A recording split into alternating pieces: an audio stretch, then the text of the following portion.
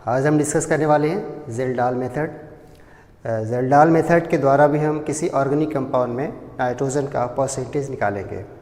इसके पिछले video lecture में हमने ड्यूमास मेथड डिस्कस किया था, उसमें भी नाइट्रोजन का परसेंटेज कैलकुलेट किया था हमने। ज़ेल्डाल मेथड देखिए प्रोसीजर इसका होता कैसे।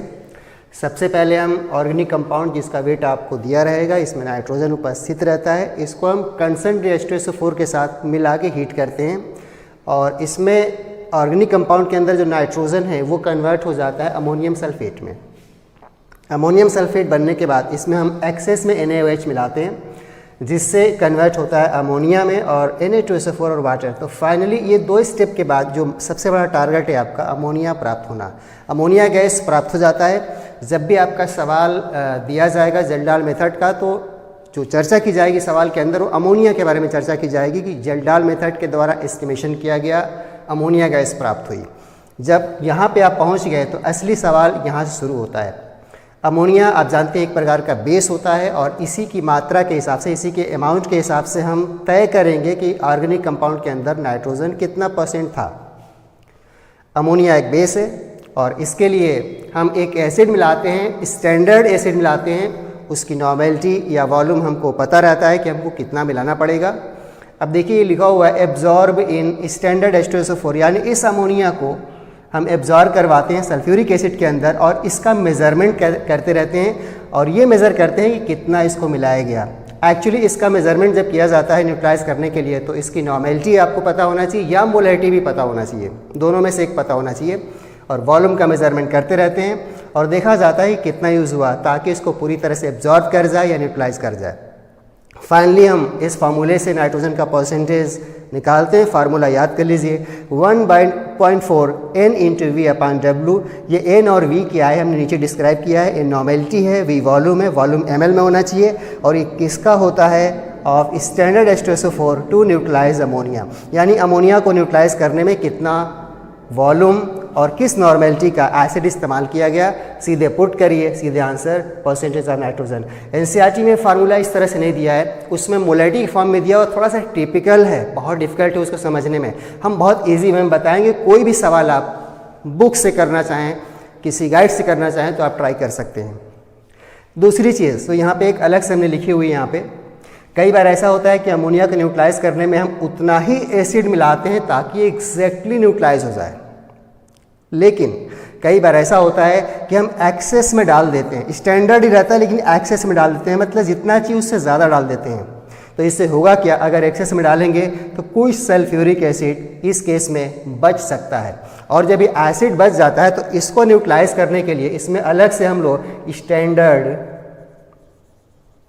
फिर से NaOH मिलाते हैं ताकि जो बचा इस केस में एसिड है वो इस बेस के द्वारा न्यूट्रलाइज हो जाए। तो देखिए आपको बता दें इसमें दो तरह का न्यूमेरिकल बनता है। ज़ेल्डाल मेथड के द्वारा एस्टिमेशन किया आपने, फाइनली अमोनिया तक पहुंच गए। एक केस ये बनता है कि हम उतना ही एसिड मिलाते हैं जिससे ये पूरी तरह से एग्जैक्टली न्यूट्रलाइज हो जाए, हम इसको एक्स्ट्रा नहीं मिलाते, एक्सेस में नहीं मिलाते हैं। और एक सवाल बनता है कि जब हम इसको एक्सेस में मिलाते हैं, ज़्यादा मिलाते हैं तो ये इसको न्यूट्रलाइज तो कर देगा लेकिन इसका कुछ अमाउंट बच जाएगा एसिड का, रिमेनिंग होगा और उसको अलग से न्यूट्रलाइज करने के लिए हम इसमें NaOH को मिलाते हैं ताकि इस बचे हुए एसिड को यह बेस न्यूट्रलाइज कर दे। अब देखिए इस केस में तो डायरेक्टली आप इसकी नॉर्मेलिटी, इसका वॉल्यूम यूज करिए, सीधे फॉर्मूले पे पुट करिए, आंसर आ जाएगा। इस केस में क्या करना है आपको, इसमें एक्सेस में चूँकि मिलाया जाता है लेकिन हम सल्फ्यूरिक एसिड का वही अमाउंट इस्तेमाल करते हैं जो इसमें खर्च होगा, जो इसको न्यूट्रलाइज करने में खर्च होगा। जैसे एग्जांपल के रूप में समझ लीजिए, जैसे मान लीजिए इसका N/V, ध्यान दीजिएगा N/V 100 मिलाया गया जो कि इसको न्यूट्रलाइज करने से ज़्यादा था, एक्स्ट्रा था। मान लीजिए इसको 100 मिलाया गया जिसे न्यूट्रलाइज हो रहा था और ये बच रहा है मान लीजिए, और बचेगा तो ज़रूर इसके लिए अलग से NaOH मिलाना पड़ेगा। सपोज करिए इसको 100 इसमें डाला गया, ये बच गया और इसको न्यूट्रलाइज करने के लिए ये अलग से 40 मिलाया गया। अगर ये 40 के द्वारा बचा हुआ न्यूट्रलाइज हो रहा है, इसका मतलब ये हुआ कि इसमें कितना लगा होगा, तो आप कह सकते हैं 100 में से 40 घटाएंगे 60 बचेगा। यानी वास्तव में इस केस में अमोनिया को न्यूट्रलाइज करने में जो एसिड खर्च हो रहा है वो 100 नहीं बल्कि 60 खर्च हो रहा है।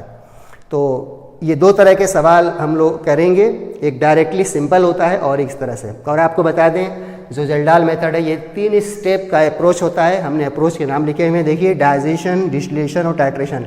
ये स्टेप डाइजेशन है, ये डिस्टिलेशन है और ये टाइट्रेशन है। और जेल्डाल मेथड में कभी कभी कैटलिस्ट का भी इस्तेमाल करते हैं रिएक्शंस की स्पीड को बढ़ाने के लिए। इसमें कैटलिस्ट के रूप में सेलेनियम, मरकरी या कॉपर का साल्ट इस्तेमाल करते हैं। तो चलिए ये सब तो सिंपल सा हमने एक सिनेरियो बताया कि जेल्डाल मेथड के द्वारा नाइट्रोजन का परसेंट कैसे निकालेंगे। फार्मूला फिर से आपको बता दें, percentage of nitrogen equal to 1.4 NV/W। NCERT में नॉर्मेलिटी ने मोलैरिटी का इस्तेमाल किया है और इसीलिए वो फार्मूला मुश्किल आप देखेंगे, मुश्किल लगेगा आपको। ध्यान रखिए, मोलैरिटी का कभी मत इस्तेमाल करिए। हम कह रहे हैं नॉर्मेलिटी से लगाइए। आप जानते हैं अगर सवाल में मोलैरिटी दे तो उसको नॉर्मेलिटी में आप बदल सकते हैं। फार्मूला भी बताया था, normality is equal to molarity into valency. चलिए सीधे सवाल देखते हैं, क्वेश्चंस लगाते हैं जेल्डाल मेथड के। तो ये 2 क्वेश्चंस हैं जेल्डाल मेथड के। पहला देखिए, 0.5 ग्राम ऑर्गेनिक कंपाउंड था जिसका एस्टिमेशन किया गया जेल्डाल मेथड के द्वारा अमोनिया गैस प्राप्त हुई। अमोनिया तक आपको हमेशा सवाल में दिया रहा है कि अमोनिया प्राप्त हो रही है और इसको न्यूट्रलाइज करने के लिए दिया है 10 ml 1 mH2SO4 मिलाया जा रहा है। इसको देखने से ये लगता है, इसके बाद सवाल ख़त्म कर दिया है, पूछा है परसेंटेज ऑफ नाइट्रोजन बताइए। तो इससे लगता है कि एसिड लास्ट में जो मिलाया जा रहा है उतना ही मिलाया जा रहा है ताकि अमोनिया को न्यूट्रलाइज कर दे, एक्सेस में नहीं मिलाया जा रहा है। तो ये सवाल बहुत सिंपल है, सीधे फार्मूले पे अप्लाई करेंगे। लेकिन आपको जैसा बताया हमने, फार्मूले में हमने N लिखवाया है, NV लिखवाया है, आपको वही काम करना है। इसमें जो मोलैरिटी है उसको कन्वर्ट करना नॉर्मेलिटी में। तो इसके लिए फार्मूला पहले ही आपको बताया था। बस ये फैक्टर आपको ध्यान देना है, जो एसिड न्यूट्रलाइज करने में इस्तेमाल हो रहा है उसकी मोलैरिटी दी है, इसको नॉर्मेलिटी में पहले ट्रांसफ़र कर लीजिए। और इसके लिए फार्मूला आपको बताया था, फिर से लिख देते हैं, normality is equal to molarity multiply by valency. Molarity 1 है और वैलेंसी इसकी 2 होती है, पढ़ चुके हैं, डाई बेसिक एसिड है, वैलेंसी 2 होती है, यानी इसकी नॉर्मेलिटी 2 आ गई। अब आप सीधे परसेंटेज ऑफ नाइट्रोजन यहाँ से हम सॉल्व कर लेंगे। फार्मूला फिर से लिख देते हैं, 1.4 N/V/W, यानी 1.4 N मतलब हो गया 2 और वॉल्यूम आपको दिया है 10 ml मल्टीप्लाई बाई 0.5। तो इससे आप आसानी से कैलकुलेट कर सकते हैं 56%। और ये एनसीईआरटी का एग्जाम्पल है, उसको आप चेक कर सकते हैं। उसमें उन्होंने मोलैरिटी से सॉल्व किया है। अनावश्यक आप टाइम वेस्ट मत करिएगा, सीधे मोलैरिटी को नॉर्मेलिटी में ट्रांसफ़र कर लीजिएगा। Normality is equal to molarity into valency. Di basic acid है, वैलेंसी 2 होती है, 2 से मल्टीप्लाई कर दिया, 1.4 NV/W। तो ये सवाल बड़ा सिंपल था, सीधे फार्मूले पे था। हाँ, ये सवाल की खास बात थी इस सवाल की कि इसमें एसिड जो लास्ट मिलाया गया उतना ही मिलाया गया जितना अमोनिया को न्यूट्रलाइज करने के लिए, एब्जॉर्ब करने के लिए पर्याप्त था। लेकिन हमने एक दूसरा केस बताया था, कभी कभी सल्फ्यूरिक एसिड अमोनिया को न्यूट्रलाइज करने के लिए मिलाया जाता है, उसकी मात्रा अधिक रखी जाती है, एक्सेस में रखी जाती है। तो वो सवाल आपका अगला है, इसको देखिए। यह एनसीईआरटी एक्सरसाइज का सवाल है, आप चेक कर सकते हैं। तो इसको हम सॉल्व करके दिखाते हैं आसानी से कैसे सॉल्व करेंगे। तो देखिए सेकंड क्वेश्चन पढ़िए आपके सामने, और पढ़ने से ही लग जाएगा कि इसमें सल्फ्यूरिक एसिड ज़्यादा मिलाया जा रहा है।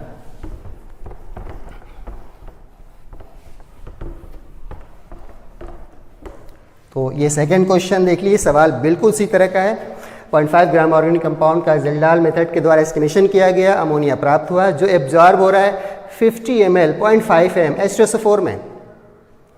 अगर सवाल यहीं तक रोक देता तो सवाल पिछला वाला हो जाता, लेकिन इसमें अगर आप ध्यान से देखिए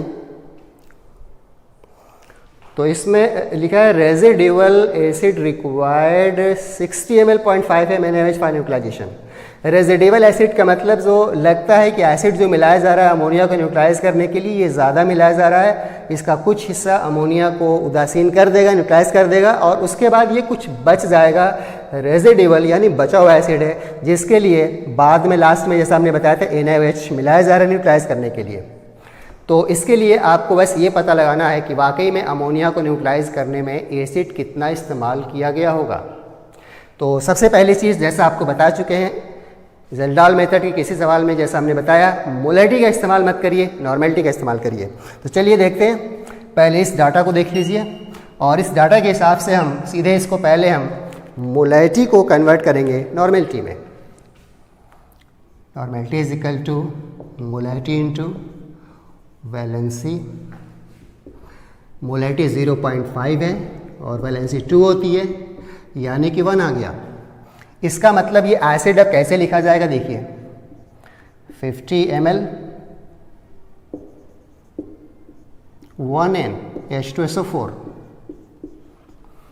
फिर आप इसके ऊपर आइए, जो सेकंड दिया है ये बेस NaOH के बारे में, इसकी भी मोलैरिटी दिया है, लेकिन इसके बारे में जानते हैं NaOH की वैलेंसी 1 होती है। जब वैलेंसी 1 होती है तो इसकी जो नॉर्मेलिटी हो मोलैरिटी दोनों सेम हो जाएगी। तो इसको भी फिर से हम लिखेंगे एक बार, 0.5 इसका भी दिया है, नॉर्मेलिटी NaOH के लिए, मोलैरिटी इंटू वैलेंसी, फिर से हम उसको कहेंगे इसी तरह से, मोलैरिटी है 0.5 और वैलेंसी इसकी 1 होती है। हम NaOH की बात कर रहे हैं, इसकी वैलेंसी 1 होती है, यानी इसको लिखा जाएगा इस तरह से। ये भी 60 ml था, देख लीजिए 60 ml और 0.5 NaOH। अब देखिए इसका n इंटू वी निकालेंगे, n में v से मल्टीप्लाई करेंगे तो 50 इंटू 1 50 आएगा, और इसको मल्टीप्लाई करेंगे 60 इंटू 0.5 तो ये 30 आएगा। यानी लगता है इसको देखने से, डाटा से लग रहा है कि जो एसिड मिलाया जा रहा है इसका NV अगर चेक किया जाए, n into V normality into volume, तो ये आ जाएगा 1 इंटू 50, यानी कि 50 आ गया। और इसका NV अगर चेक किया जाए तो 0.5 इंटू 60, यानी आ जाएगा 30। यानी लगता है कि जो बचा हुआ एसिड था उसको न्यूट्रलाइज करने में NaOH 30 लगा, टोटल ये 50 मिलाया गया था। यानी इससे आप कह सकते हैं कि ये 50 मिलाया गया था टोटल, डाटा कह रहा है यहाँ से 30 NaOH में लग गया। तो आप समझ सकते हैं कि अमोनिया में कितना लगा होगा, तो आप कह सकते हैं 20 लगा होगा। 50 माइनस 30 कर देंगे, n इंटू वी की हम बात कर रहे हैं, सारा सवाल n इंटू वी पे होता है, n इंटू वी मल्टीप्लाई करके चेक करते हैं। आप जानते हैं पहले से n इंटू वी को कभी कभी मिल इक्विवेलेंट कहते हैं। तो लगता है यहाँ सल्फ्यूरिक एसिड का इस्तेमाल दो रूप में हो रहा है, कुछ सल्फ्यूरिक एसिड इस्तेमाल हो रहा है अमोनिया को न्यूट्रलाइज करने में, और कुछ सल्फ्यूरिक एसिड इस्तेमाल हो रहा है NaOH को न्यूट्रलाइज करने में। तो टोटल ये 50 NV था, 50 मिल इक्विवेलेंट था, जिसमें NaOH में 30 लग गया, यानी कि अमोनिया में लगा होगा 20। यानी कि यहाँ पे हम लिख सकते हैं NV of H2SO4 to neutralize ammonia is equal to 50 minus 30 बराबर 20। अब जब यहाँ पर आ गया तो सीधे अब सिंपल फार्मूला है, कहीं कुछ नहीं करना, यहाँ पे हम सॉल्व कर देते हैं। परसेंटेज ऑफ नाइट्रोजन, और फार्मूला बार बार नहीं लिखेंगे, 1.4, उसके बाद n इंटू वी होता है, और n into V sulphuric acid का जो अमोनिया में खर्च हो रहा है वो 20 है। तो 1.4 इंटू 20 आ गया सीधे, डिवाइड बाई वेट है 0.5, और इसको भी आप सॉल्व करेंगे तो इसका आंसर आ जाएगा 56%।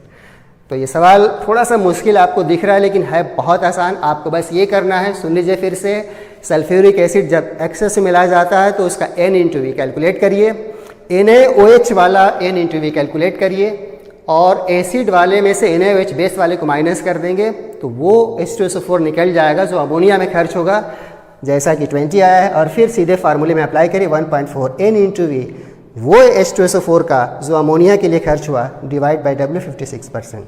तो सवाल बड़े आसान है, दो तरह के सवाल हमने कराए। पहला सवाल बहुत आसान था, दूसरा सवाल थोड़ा सा बड़ा था, सिंपल ये भी है, समझ सकते हैं इसको। अब हम एक थ्योरेटिकल इंपॉर्टेंट बात ज़ेल्डॉल मेथड के बारे में बता रहे हैं आपको, उसको ध्यान से देखिए। तो ज़ेल्डॉल मेथड से रिलेटेड थ्योरेटिकल क्वेश्चन जो बहुत इंपॉर्टेंट है आपके लिए। ज़ेल्डॉल मेथड के कुछ डिसएडवांटेज हैं, कुछ ड्रॉबैक्स हैं, वो देख लीजिए। Kjeldahl method is not applicable in compounds contains nitrogen in, यानी ज़ेल्डॉल मेथड कहाँ पे अप्लाई नहीं होता, किस तरह के कंपाउंड में अप्लाई नहीं होता, तो ध्यान रखिएगा। ये हर कंपाउंड में नाइट्रोजन का परसेंटेज निकालने में इस्तेमाल नहीं कर सकते। इसका रीज़न भी हम आपको बताएंगे, जैसे कि नाइट्रो कंपाउंड्स में अप्लाई नहीं किया जाता।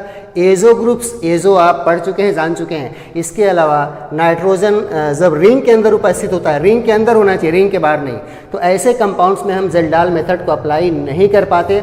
जैसे देखिए नाइट्रोबेंजीन, इसमें NO2 ग्रुप लगा हुआ है, इसमें हम ज़ेल्डॉल मेथड को अप्लाई नहीं कर पाएंगे, हमने क्रॉस कर दिया। सवाल JEE मेन में पूछा जा चुका है, आपके एग्जाम में आ सकता है। एनिलीन, इसमें हम नाइट्रोजन का परसेंटेज निकाल सकते हैं, नाइट्रो ग्रुप नहीं है, एमीन है, एमीन में हम अप्लाई कर सकते हैं, इसमें अप्लाई हो जाएगा। CH3CH2CN इसमें अप्लाई हो जाएगा, इसमें कोई दिक्कत नहीं है। ये यूरिया का फार्मूला है, इसमें अप्लाई कर सकते हैं आप। इसमें नाइट्रोजन का परसेंटेज इस मेथड के द्वारा निकाल सकते हैं। एमाइड में भी निकाल सकते हैं, इसमें भी कोई दिक्कत नहीं है। लास्ट वाला देखिए, ये फार्मूला आप जानते हैं किस चीज़ का, एजो बेंजीन का। एजो में 2 नाइट्रोजन आपस में कनेक्ट होता है, तो इसमें भी जेल्डाल मेथड अप्लाई नहीं हो पाएगा। और खुद सोचिए, ये लास्ट वाला जो दिया हुआ nitrogen present in the ring, जैसे एक बड़ा फेमस एग्जाम्पल आप पढ़ते हैं, ये देखिए,